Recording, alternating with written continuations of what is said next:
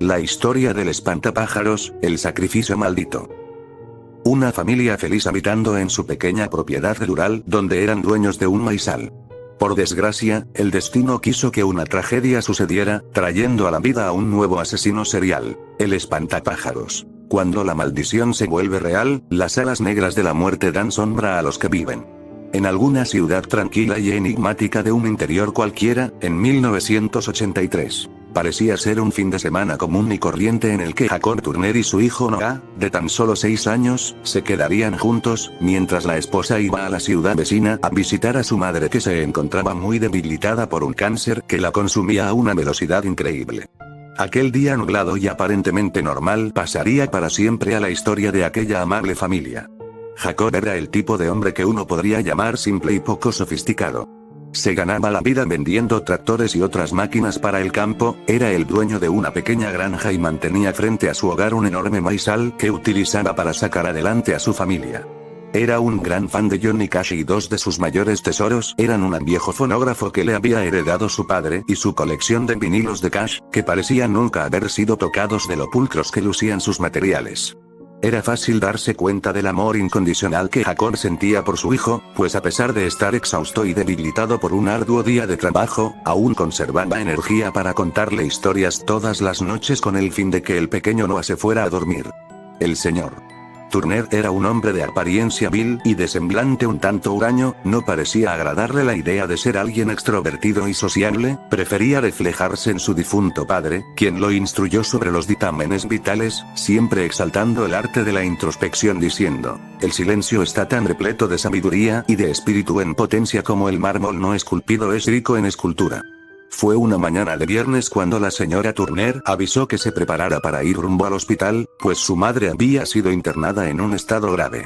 Durante la tarde, ya a solas con su hijo, Jacob decidió sentarse en su vieja mecedora del porche de la casa, mientras dejaba que la aguja de su tocadiscos se arrastrara de forma sutil por los surcos de los discos de Johnny Cash, que propagaban por el aire las hermosas canciones, llevando hasta su mente los momentos de su infancia, al mismo tiempo que su hijo se divertía adentrándose en el maizal con el avión hecho de madera por su propio padre. Noah corría entre las hileras de la plantación cuando se encontró con un extraño ser, era otro niño, pero estaba más pálido que lo normal y su mirada parecía un tanto huraña e inquieta. Este niño, poseedor de una apariencia mórbida y una mirada que provocaba escalofríos, supuestamente debía tener la misma edad que Noah. Corrió hacia el otro lado de las hileras, saludándolo, Noah observó que las manos del niño estaban manchadas de sangre, y gesticulando para que lo siguiera. De repente desapareció. Noah, curioso porque nunca lo había visto en el barrio, lo persiguió hasta llegar al centro del maizal, donde se encontró con el cadáver de su gato, Snuggles, que había desaparecido unos días antes.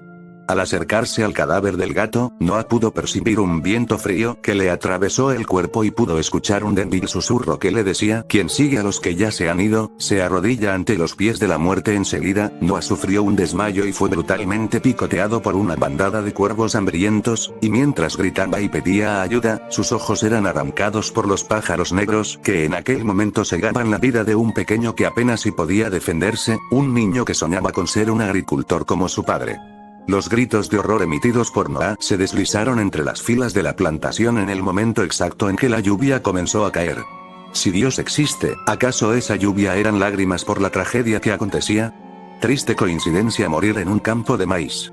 Entretanto, Jacob había ido al garaje de la casa para probar algunas máquinas agrícolas que había reparado el día anterior. Entre el rugir de los motores y la lluvia, Jacob apenas pudo oír a su hijo gritar. Pronto llegó la angustia y una fuerte corazonada se hizo presente. En cuestión de segundos su boca quedó tan seca como el suelo árido del desierto, aquel sentimiento angustiante y vil le escurría por la garganta, parecía que una aguja lo atravesaba con cada latido de su corazón. Se adentró en el maizal gritando desesperadamente y después de correr por algunos minutos, quedó frente a una escena estremecedora. Su hijo ya muerto y sin uno de sus ojos posado sobre un charco de sangre que emanaba inocencia, mientras que varios cuervos desgarraban las entrañas del pequeño. Jacob atacó a los cuervos con su rifle, y al único que consiguió impactar, lo despedazó con sus propias manos, sin exhibir una pizca de piedad. Poco después, se arrojó sobre el cuerpo frío y sin pulso de su hijo. Lloró como nunca había llorado antes y se quedó en silencio por un tiempo, sosteniendo las manos frías y sin vida de Noah, mientras venían a su mente los incontables recuerdos de los buenos momentos que había pasado con su hijo. Allí nacía un trauma insuperable. Todavía con lágrimas en los ojos, el señor Turner se puso de pie, se dirigió a su casa y llamó a su esposa, quien al saber de la tragedia lo culpó por toda la desgracia y solo regresó a buscar algo de ropa y, por supuesto, a lanzar algunos insultos sobre su marido. Después de eso, la mujer nunca volvió a ser vista, ni siquiera cuando murió su madre, que se fue sin volver a verla. La policía, que llegó a la granja prácticamente junto con la mujer de Jacob, asistió para llevarlo hasta la estación y ofrecerle apoyo, pero él, que no parecía querer abrir la boca, solamente rechazó la ayuda y se marchó. Deprimido y profundamente triste, sentía que la locura se había instalado en aquella residencia donde otrora había sido el hogar de una familia feliz. Las ojeras, uñas largas y sucias acompañadas por una barba bestial, daban la impresión de que ya no existía más un hombre, sino una bestia salvaje. Tal vez por culparse de nunca haber colocado un espantapájaros en su maizal, Jacob comenzó a vestirse como uno y a vagar por el campo de maíz durante las madrugadas siguientes. Hasta que un día, en medio de sus caminatas por las filas, encontró a una joven del barrio llorando, completamente ensangrentada.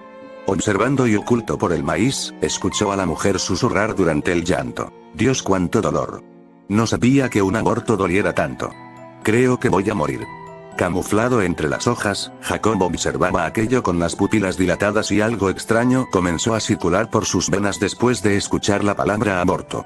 Se aproximó de forma imperceptible, no solo por cuidado, sino también porque el dolor no le permitiría a la joven darse cuenta de su llegada. Jacob parecía estar poseído y solo podía pensar en cómo aquella mujer se atrevió a desperdiciar la vida de un hijo. El sabor ácido que viene con el miedo comenzó a propagarse por su boca. Entre los laberintos oblicuos de su mente, el señor Turner estaba inconforme, pues todo lo que quería era a su pequeño Noah de vuelta y ver a alguien matando a su propio hijo, era algo inadmisible. Movido por la ira, atacó a la joven y la ahorcó, conduciéndola hasta los oscuros portones del Hades. Algo realmente malo había dominado el cuerpo de Jacob. Su mirada ahora era fría, y su semblante se había vuelto plenamente maligno. Caminó hasta el granero, buscó un saco arpillero que se encontraba en medio del heno que esparcía por todo el lugar un olor bastante agradable. Sin darse cuenta del hombre desalmado en el que se había convertido, volvió tranquilamente y puso el cuerpo de su víctima y del feto dentro de aquel saco, enseguida lo arrastró hasta el cobertizo. Jacob comenzó a rellenar a la adolescente y enseguida la transformó en una especie de espantapájaros, utilizando algunas ropas viejas suyas. Cuando observó que su rostro había quedado horriblemente deformado debido a los rasguños que había sufrido, y sintiendo una extraña repulsión por su rostro desfigurado, instintivamente retiró el feto del saco, pues se le había ocurrido una idea: hacer una máscara con el feto y después irla aumentando con la piel de otras mujeres que cometieran el mismo error que aquella joven. Así nació el espantapájaros. El temperamental señor Turner de alguna manera ya estaba muerto, no físicamente, pero su alma ya no habitaba más en su cuerpo, y ahora solo le quedaba la certeza de que algo maligno residía en su mente. Un conjunto de perturbaciones y el recuerdo de lo que había sucedido aquella madrugada dejaban al espantapájaros cada vez más sediento de sangre. Cierta ocasión, una cinta antigua fue encontrada y llevada hasta el departamento de policía local. En los 20 minutos de grabación, el espantapájaros surgía de entre en medio de las sombras de fondo de una habitación y decía: «La grandeza de un espíritu está en la pluralidad y plenitud de su sensibilidad. Todo espíritu es siempre un tanto santo y otro tanto demoníaco. Todo artista exagera o diluye, aviva o simplifica. Las palabras nos permitieron elevarnos por sobre las bestias, pero también las palabras a menudo nos rebajan hasta el nivel de los seres demoníacos». Lo que seguía a esto era una verdadera barbarie. El señor Turner, obviamente trastornado por todo el odio del mundo y portando su grotesca máscara, atacaba a una víctima y arrancaba su útero. Mientras las atrocidades eran llevadas a cabo, el espantapájaros sonría exageradamente a medida que la sangre escurría por su rostro.